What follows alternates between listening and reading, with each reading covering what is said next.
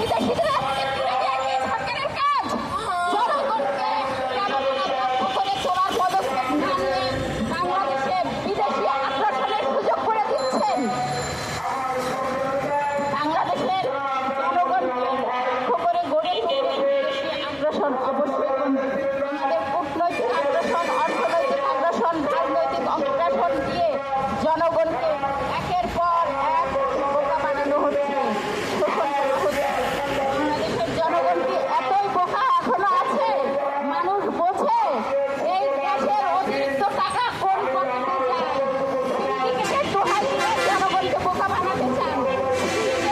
এখনো আমলা ছাড়া চলতে পারে না। বাংলাদেশ আমলাতন্ত্রের দেশ। আমলারাই সিন্ডিকেট নিয়ন্ত্রণ করে, আমলাদের নিয়ন্ত্রণ করে মন্ত্রীরা, এখন করছে উপদেষ্টারা। এই দেশের অতিরিক্ত টাকা, দেশের অতিরিক্ত টাকা সব উপদেষ্টাদের পকেটে। 1300 টাকার ক্যাশ, 1300 টাকার ক্যাশ, 2000 অনেক জায়গায় 2400, কোথায় 3000। এই অতিরিক্ত টাকা প্রধান উপদেষ্টা সহ সবার পকেটে যাচ্ছে। এটা আমরা জানি, এটা আমরা বুঝি। বাংলাদেশের মানুষকে শোষণ করা হচ্ছে। আওয়ামী লীগের চেয়ে বড় ফ্যাসিস্ট এই বর্তমান উপদেষ্টা পরিষদ। এই উপদেষ্টা পরিষদ গ্যাসের দাম বাড়িয়ে অতিরিক্ত টাকা তারা হাতিয়ে নিচ্ছে।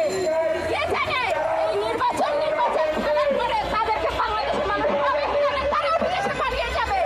বাংলাদেশের টাকা শোষণ করে আওয়ামী লীগ 17 বছরে যেই টাকা শোষণ করেছে তার চেয়ে দ্বিগুণ টাকা শোষণ করেছে উপদেষ্টা পরিষদ।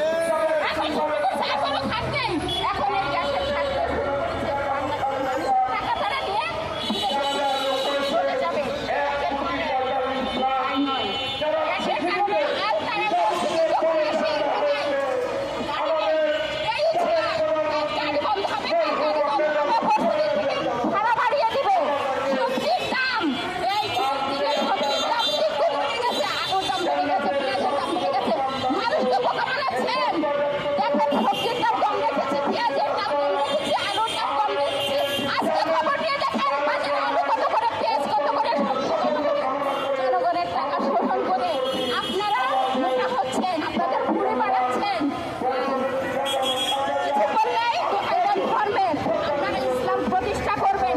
আরে ভাই, ইসলাম যদি প্রতিষ্ঠিত না থাকতো বাংলাদেশ পৃথিবীতে কেন রোজা পালন হয়, কেন কোরবানি হয়, কেন হজে লক্ষ লক্ষ মানুষ যায়?